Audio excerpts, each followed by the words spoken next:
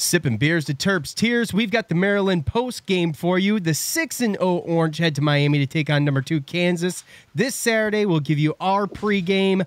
All of that, and Joe gives you his recipe for ice. Let's go.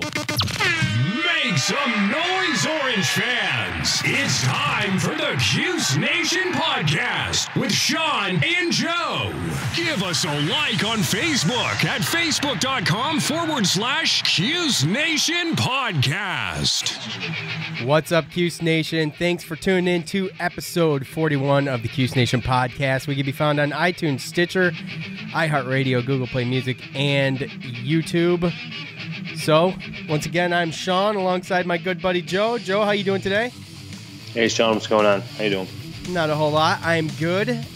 Just a couple quick notes real quick. So today, November 29th, is exactly 1 year of this is our podcast birthday, so to speak. So, the Cuse Nation podcast turns a year old. You didn't tell us it was our anniversary. Yeah, it's our anniversary. Wow. And another thing, a shout out to everybody on Facebook. We also reached 1,000 likes within a year on Facebook, and that's awesome. So thanks to everybody who's been giving us the thumb up on Facebook. I appreciate it. Maybe at some point we'll do a Twitter thing. The Twitter thing is like Facebook, the podcast. We do some blogging stuff. It's just like it's too much. Twitter's obnoxious. Yeah. I can't stand being on Twitter. I don't know how we would do on Twitter. We actually have an open account on Twitter, but we haven't done anything really with it. Yeah. But anyway, so Syracuse finishes off Maryland. They just squeak by 2 in a great game. Cardiac Cuse early in the year. I wouldn't say it was a must win or anything like that, but it was definitely our first test, and it was really good to get through that game. And obviously with Tyus Battle still kind of nursing a back injury, I feel like he wasn't at full speed. So, real good to get out of there with a 2-point win. I was impressed. We'll go over what I think Syracuse needs to do. There's 2 things in particular that they need to do, but there's a handful of things on defense that they're doing really good right now, and we'll give them praise for that. So, Joe, what'd you think of the game, man? It was a good one. It was tight. Kind of thought it was going to be that way, just because it's the first real tough game, and I know that Maryland had some players that Kevin Huerter. He's from New York, 2 hours away, so he's either going to have a really good game or a really bad game, depending on the nerves. And I think we all saw 7 from 9 from the 3-point line, 23 points. He pretty much alone kept him in the game. But even Boeheim said in his presser, he said that he did not believe that he thought Tyus Battle was around 50%, and also. He also said that usually when another team shoots 11 for 23 from the 3-point line and you shoot, 3 of 19 or whatever we shot, usually you lose those games. So, when you look at the stats, it could have been a lot worse. It was 3 of 18 for us. So we stuck in there. We got 19 offensive rebounds, a lot of second chance points, and we got a lot of hustle plays to get the ball. And I think just overall heart and not giving up kind of got us that win. So it was a good win. Yeah, it was. Good win without a doubt. It was a good win. There was a couple things that we need to brush up on, and one is foul shots. Yeah. That's kind of an obvious one. And the other one is 3 from behind the arc. It was just awful. We rank 311th in the nation after the game against Maryland in free throw percentage. Ooh. Out of 351 Division I teams. So you got Tyus Battle at 78%, and Thorpe is 4 for 5, but he's kind of been hit or miss on the playtime, and Howard at 77% from the free throw line too. So they went 13 for 20 against Maryland on Monday. It's just something that's just, one thing it's probably going to be a story. I'm afraid it's going to be a story for a little while. And then the 3-point shooting, it's like, who do you look for, Joe? Who would you look for to step up and start making some of these 3-point shots? Because before the Maryland game, they were shooting 31.8%, and we ranked 261 in the nation from behind the arc. And then after the game, we shot 29.1%, and we actually rank 310th in the nation from behind the arc. So, a better opponent. Obviously, some of those numbers are going to go down. They were padded a little bit from some mid-major teams we played and stuff, but still, 261 coming off those first 5 games to 310. Who are we going to look for from behind the arc to step up and pull us out of that hole? I think right now the only guys that really are hitting it, or you even look for, really is Frank Howard and Tyus Battle, but they're big physical guards that can get to the hole. You wish that you'd have a guy like Kevin Huerter or somebody like a wing that you could kick it out to. Real quick, Joe, the story on Kevin Huerter. Kevin Huerter, yeah. From what I understand, and what Boeheim explained in his press conference was he was just one of those guys that Cuse was interested in, and he was interested in them, but they could never really offer him a scholarship because of the players that they had offered and because of the timing with Malachi Richardson. Malachi Richardson, he waited till almost like the last minute to declare that he was going to the NBA. So when it came down to it, they just never even had a chance to. Not to say that he would have definitely came, but they never even had a chance to offer him a scholarship because of the NCAA violations and the scholarship reductions. So he could have been orange. He could have been orange. That's a heartbreaker. And when you watch him, all the way down to his orange hair, it's like, man, he could have. He looks like he would be perfect for this team. So no kidding. But something we need drastically too. Oh, did you see the threes? Where he was making them in the first couple deep ones. Like, you can't defend that. You can't expect somebody to guard that until he actually makes a couple and it's near the end of the game. But yeah, the ones he was making, you can't defend that. That's just, it is what it is. Yeah.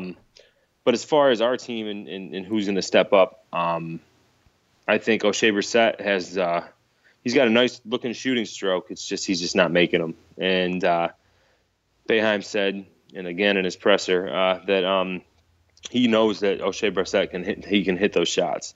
And he has been taking them, but it's nice to see that he's actually, going down, getting the rebounds and doing the dirty work and getting the points under the basket too. So, but I think you look for him, and also I still believe that by the end of the year, Geno Thorpe's going to be a player. I agree. I think that he's been still. I think I even saw it this past week. It looked like this game against Maryland, it looked like he got in there and kind of fell awkwardly and tweaked his ankle again.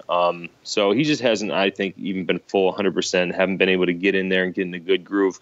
But I think that Boeheim fully believed in the beginning of the season that he was going to be able to play Thorpe and Howard with Battle in the wing and give us another 3-point option. So, that's really the two guys that I think are really our only options right now. So it's going to be Howard and I just don't think we're going to be a great 3-point shooting team. We're not going to be able to rely on them like we did last year to keep us in games. It's going to have to be other ways. So Brissett, 25% right now. Thorpe, I think he's like 4 for 14 or something like that on the year for 3-pointers. Like you said, though, I believe he's going to get good. All right, those are the two sore spots for me so far. Well, not for me, for everybody. It's stats. Right. So it is what it is. Right. Well, the other bad stat is our defending the 3-pointer. I know that 2-3 zones. I know 2-3 zones you tend to allow long jump shots, but this year, especially the last 2 games, they've definitely the Toledo and Maryland have shot very, very good percentages behind the 3-point line, and that's what makes me nervous because Kansas right now coming in is the 9th best 3-point shooting team in the country. So that's scary. Yeah. Yeah. So that's one of those. Yeah. That's one of those things that kind of makes me a little nervous for this game on Saturday, and the fact that they're the number 2 team in the nation. So yeah, I mean, it's gonna be a tough game. I mean, there's no doubt about that. We'll get into that in a little bit, though. Rebound margin: Syracuse actually came into the Maryland game ranked second in the nation, only behind Duke, I believe, with that stat, and they came out.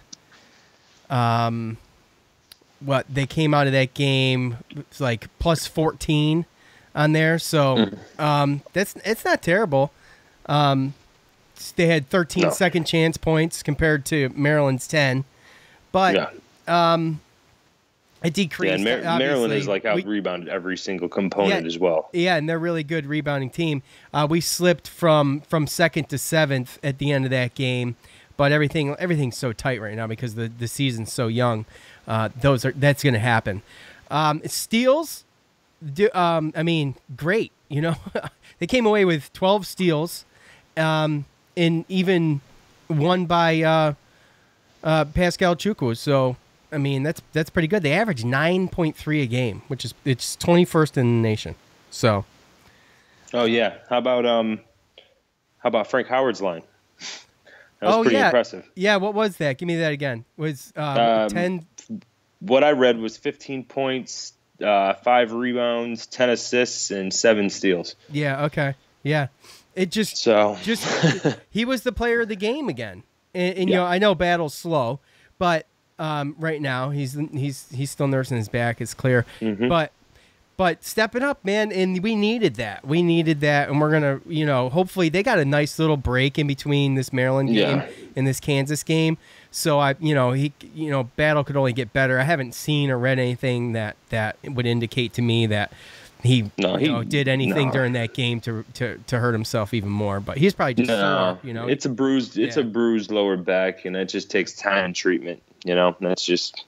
Right, exactly. Hope you don't re-injure it. If it's not a pull or it's not something like that, then it's just a bruise that has to be healed, and it's just time. So he's just playing through it. And honestly, Frank Howard needed to do the stuff that he's done to win over Jim Boeheim and the fans, really, for his performances the last 2 years. Everyone's I'm sure there's a lot of people coming in thinking that we weren't going to be able to rely on him. It's still early, but given a couple of the situations with Battle going down. I mean, against Toledo, it could have easily been a situation where Battle went down and everyone kind of lost their confidence and didn't step up, and that just could have been nothing farther from the truth. I mean, everyone stepped up and did what they had to do to finish Toledo, and obviously Tyus Battle was out there, and he made some great key plays at the end of the game with that 3 and that leak out when Maryland was trying to press, but Frank Howard definitely controlled that game. Couple bad turnovers every once in a while. He starts getting in that, he makes a couple good plays and thinks that everything's going to work. Yeah, but to your point, he knows he can afford those now. He's not going to get benched immediately. So exactly, and I think that he's proven himself in an early stage. He's still going to probably have his bad games here and there, but he's proven to be a pretty solid mid-range jumper. I mean, when he shoots his mid-range, I feel like it's going in every time the way that he's been shooting. He's probably taken a couple too many threes, but at the end of the day, like we talked about right now, we don't have too many options. You know what I mean? So yeah, 1 for 7 against Maryland. It was just ugly. Right. Yeah. But I mean, at the same time too, when you're playing 40 minutes and you're dishing out assists like that, getting 7 steals, you're allowed to make a couple mistakes. So right. Offensive rebounds actually was ranked 7th going into the Maryland game, and with 16. And we actually came out with ranked 2nd, averaging 16.5. So we hauled in 19 offensive rebounds against Maryland. It led to 13 second chance points, which is awesome. I mean, we did not have nothing close to that last year. No. We only trail Duke, I believe, in that stat. So no. And then, it's early. Maryland, who knows what they're going to end up being, but it's the first Power 5 team that we've played, first team that's got that type of size that can compete with us down low, and the athletic ability and just the overall talent. And, we played against the guy, Huerter, that, he was out there to prove a point. They said something like they had like 200, 300 friends 300. and family. Yeah. So he was out there to prove a point, and I mean, he did. Well, so he did. I would have loved to have had him. You ain't lying, man. Obviously. Yeah. All right, anything else to say about Maryland? Any final thoughts on Maryland? No, I just hope that just like all these other smaller schools and mid-majors, I mean, I read that Texas Southern, Iona, and Oakland are 3 teams that were favored to win their conferences, and I just hope that these teams, because you never know in the beginning of the season with non-conference, but you hope they do good from here on out. Exactly, because right now it's kind of a toss-up. You don't know, and you just can only hope that these wins are going to help you down the road. Yeah, exactly, and we need it, and it's obviously what tanked us last year. So it would be great to get some props on that towards the end of the year. Yeah. So Syracuse heading down to Miami to finish up this what they call the tournament, I guess.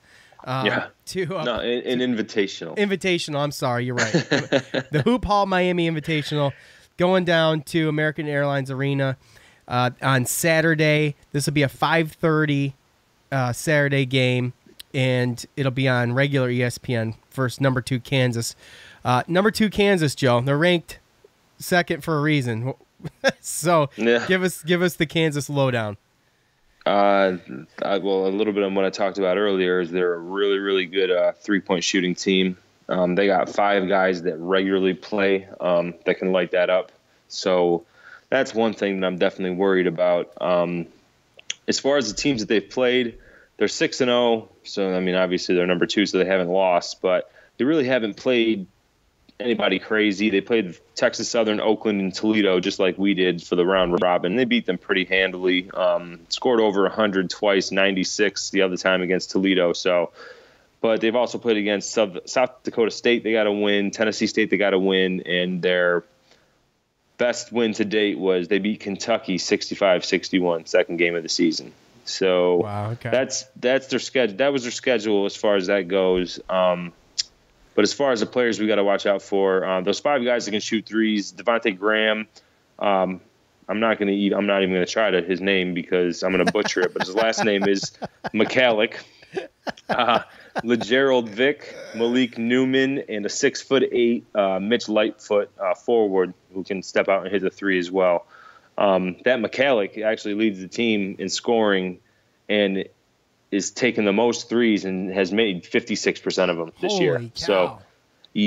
So that's the guy that we got to worry about. They shot 60% from the 3-point line against Toledo in their 96-58 win the other day. So, and they're Maryland. They got size. They got a center, Uzabuke, I think his name is. He's a 7-foot center, 7 foot 280. So he's going to be able to deal with our guys down low. Yeah. Holy cow, that's a big dude. That's a big boy. Unlike our 7'2", 220 pound. Yeah, right. Yeah. So that guy he makes me nervous. That like I said again, that Mitch Lightfoot, he's a 6'8" forward who can step out and hit the 3, which could be, tough. I just want to hang, man. I just want to hang in there. You know what I'm saying? Give him a run at points and hang in there. It's not going to be an easy game, even it's not. Yeah, no, they got 5 guys that average double figures, and I believe they go. I want to say on the regular 8 deep, but they got a couple guards that come off and play if they're beaten. That's just how it goes. It's hard to tell their actual rotation considering the teams that they've played, and Kentucky was a close one, second game of the season, so things changed through there. But it's obvious that. That they're a 3-point shooting team. They can score. They've scored at a high rate. But at the same time, Kentucky, it was 65-61. So if we can slow the game down and if we can, kind of push out our 2-3 zones to try to stop the 3-point shots and, just kind of make them go in there and make a jump shot, make them go in. Basketball has turned into this huge thing where everyone wants to shoot the 3 or they want to dunk or something like that, Just take away the 3. That's the way I look at it. I don't even care who's out there. Just take away the 3. It's obviously their game, so. Yeah. So, I mean, you might as well do it. Make them score down low. If they're taking a wide open 12-footer, then let them take it. Because at the end of the day, it's better than them making a 3. Right. So, make them put somebody at the free throw line that can turn around and make that shot. You know what I mean? Like, make them beat us like that and not in the 3-point line. Boards, got to keep up the boards too. Right. And in a positive, if you want to look at it a positive way, we do have tall guards. And I don't believe that they have seen a 2-3 zone this year. And if they have, it hasn't been anything like ours. So who's to say, and they're not a regular opponent either. So it's not like these players regularly play against 2-3 zone like this, or they play us every year to where they can get used to it. So who's to say that we don't give them a little bit of trouble and, or people can just have an off day. They say that you live by the 3, you die by the 3. Well, if you score that many points by 3-pointers and you shoot that good and that's what your offense is, then who's to say we can't bait them in and just taking threes all day? And if they're not hitting them, then that bodes good for us. So yeah, exactly. That's probably what it's going to be, to be perfectly honest. That's what you want to look for. Yep. So. All right. This Saturday, coming up, ESPN, 5:30.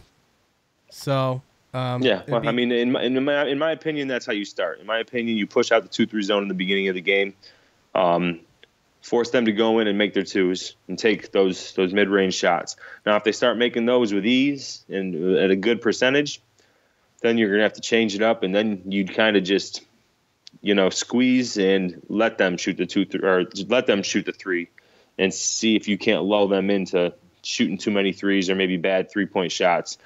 But if they're going to do both, I mean, if they're going to be able to score, with the 2 points down low and at the free throw line, if we push out our 2-3 zone, and then if they're going to be able to shoot the threes and they're making them, then, I mean, it's going to be a long game, Yep. All right. Well, that'll wrap up the Syracuse basketball portion. Now, we used to do an NFL kind of wrap up where we just picked a couple games, but since Joe's a Giants fan and they suck, and hey, nothing, and I'm a Raiders fan. They do now, and I'm a Raiders fan, and they kind of suck. They're playing each other this weekend, so I thought we'd talk about it.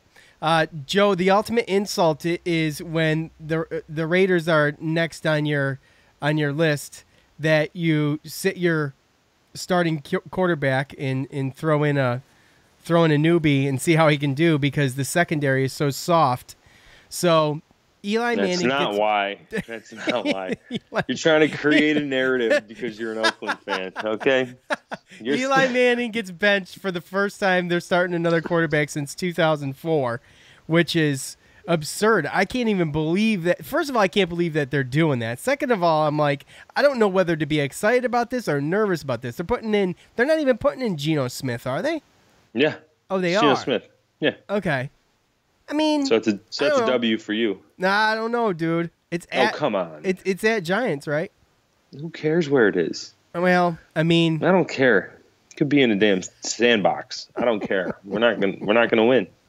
Oh, dude, I don't know about that. Crabtree's gone for a couple weeks because he got his chain broken and it pissed him off, so he's gone. And he got a punch thrown at him first. Hey, dilly. That's right. Well, Talib throws a punch with his helmet on at Crabtree. Crabtree's just walking by. So, but all right, besides the point. You got Crabtree out on offense, and you've got your defense stepping up. That's another thing. And then you got Amari Cooper. He's most likely going to be out with a concussion. So, well, they put Janoris Jenkins on the IR yesterday, I believe the Giants did. Yesterday or today. So really? He was our number one corner, so he's out for the year. Oh. So you ain't got to worry about that. Oh, well, I mean, all we got left, like Seth Roberts, Jared Cook. I mean, they're decent. Oh, Jared Cook is beyond Jared Cook's great. Let's be honest. It doesn't matter. It could be Julia Roberts. You're going to score. Oh, give me a break. I'm just saying. That's how bad. I mean, it's just bad, man. It's bad business. Your coaches suck. They do. Everything sucks, They really dude. do. Why would you how do they let Eli? that happen? I don't know. How do they let that happen? How do you let the Chargers come in and beat you back a few weeks ago when the Chargers were like 0-6 or something? Look, we gave up at that point. We had some injuries. It hasn't worked out the way that. I mean, Ben McAdoo's a joke. He's a joke. Beat the Chiefs. That's a big win. He's a joke. He looks like a sleazy car salesman. He does. Dressed up as a gym teacher. He needs a cigar. Yeah. He needs a cigar. Like Stephen A. said, with his fake Pat Riley slick back hair and his he needs creepy mustache. Some of those big sunglasses, like some aviator sunglasses, a cigar, and one of those old Jim Boeheim plaid jackets. Oh, God, maybe selling you awful. a Dodge 600. He's awful. I don't get it. And the thing too is like when Eli Manning's done what he's done. Like, I'm not saying that he's the greatest quarterback ever, but I mean, he's a consummate pro. You know, you never hear him in the news. He's got 2 rings. He's got 2 Super Bowl MVPs. Like, the stuff that he's done for this fan base and for the city and everything and the organization. He came in early this morning to work with a young quarterback. Yeah. He literally got benched. He had an interview where he was almost brought to tears because of how hurt he is about the situation. Because he wanted to retire a Giant. And what does he do? He wakes up the next morning, goes to work early to help Geno Smith. Like, that's what Eli Manning is, and that's exactly why he should. If he's ever going to be benched like that, it should be his decision. If they're feeling like that, if we want to see what a quarterback's got, which first of all, everybody's seen what Geno Smith got, and that's what he got. Yeah, well, he's not. He got knocked out by his own teammate. He's not a starting quarterback. I mean, Syracuse beat him 3 times when he was at West Virginia. When we weren't once even in that the good. Pinstripe Bowl. Yeah, so the Snow Bowl. I mean, I don't want to see. The only thing that I can say is that basically this is just a way for the Giants to tank without getting, you know what I mean? Because they know hurt, or without them, or without Eli messing it up because they know he's going to try. But either way, that's a hell of a conspiracy, Joe. Well, my whole thing is this: is that no matter what, if that's what you want to do, you go to him and ask, like, "Hey, you know, we're 2-9. We don't want you to get hurt. We want you to be fresh for next year. We're not going to make the Super Bowl, and we're not going to make the playoffs. And the worst we do, the better draft pick we get, so we can get an offensive lineman to protect you. Yeah, you know? right. They'll draft and then leave it up to him." But don't tell him, like, hey, we'll start you to keep the streak, but at some point we're going to put in Geno Smith. You know what I mean? Like, he's not going to – he wants to go in there. He wants to win. He doesn't want pity. He wants to be – he wants to play. He wants to compete. And at the end of the day, none of our receiving core is awful as far as the injuries and everything that had happened. And our offensive line, they didn't do anything in the offseason to help him. And we don't have a running game. So there's no quarterback in the world – or ever in history that's going to be able to do anything with those problems. Yeah, well, it should be an interesting game, though. And then another thing, too, with me is that if the coach wants to do that, that's, in my opinion, Coach McAdoo, Reese, gone. They should be gone. If Eli Manning's not going to be here next year, if they're going to be moving on, they're going to be moving on with those 2 clowns, You sound like a very sour fan. You sound like some of those Cuse Dude, it's not just me. It's everybody. Nobody likes these guys. You know what I mean? Like, I know. They don't want them there. If Eli Manning's not there and those guys are there next year, it's awful. And for the president and everything like that to allow that to happen, like, to me personally, if they're going to move on from Eli Manning and you pull this on him, how is that showing other quarterbacks, free agent quarterbacks maybe, next year? Like, oh, well, you treat Eli like that. You treat your quarterbacks like that. You got a coach that throws your quarterbacks under the bus. Why is anybody ever going to want to go there?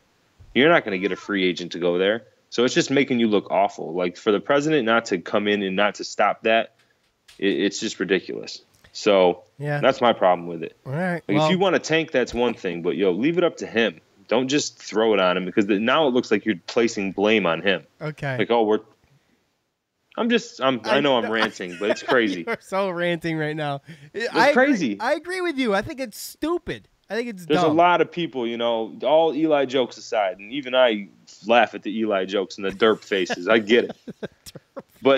Remember the sideways helmet meme? Remember the sideways helmet meme? That thing went. Oh, God. It's awful. There's so many. There's so many that are bad, and he's so quirky. But at the end of the day, the things that he's done, a borderline Hall of Fame quarterback, and you're just going to bench him like that? Oh, yeah. He's a Hall of Famer. I think so. And there's a lot of fans from other teams that even, I talked to Philadelphia Eagles fans at work today, and they were like, dude, what's going on with your team?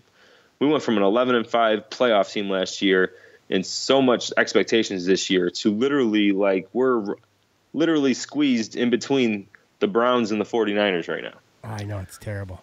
It's awful. All right. So hopefully Oakland wins. So you guys have still pushed that chance to try to get in the playoffs. I hope you're they only one win, game behind Kansas City. I hope they win, but I'm not counting on it. So we'll see what happens. But thanks. I hope everybody enjoyed that from Joe, especially if you're Giants. Sorry. Good thing we weren't talking about 2 games. Yeah. Anyway, I hope everyone out there either agrees with me or just laughed. So. well, if either they're way, Giants fans, they probably agreed with you, and if they're not Giants fans, they probably just sat here and laughed like I did. So good. Either way, it was entertaining, right? Right. So, exactly. All right. Well, thanks for tuning in. Episode 41 in the books. We will come back, obviously, after the Kansas game. Maybe we'll try to get that done in between. I think the next game after that's on Tuesday, so we'll see if we can do a quick turnaround on that. I guess that's it. Any final thoughts, Joe? Man, the Giants. No, shut the hell up. Shut the hell up. All I'm right. just playing. For Joe, I'm Sean. We're out. Later. Peace. You just heard the Cuse Nation podcast with Sean and Joe.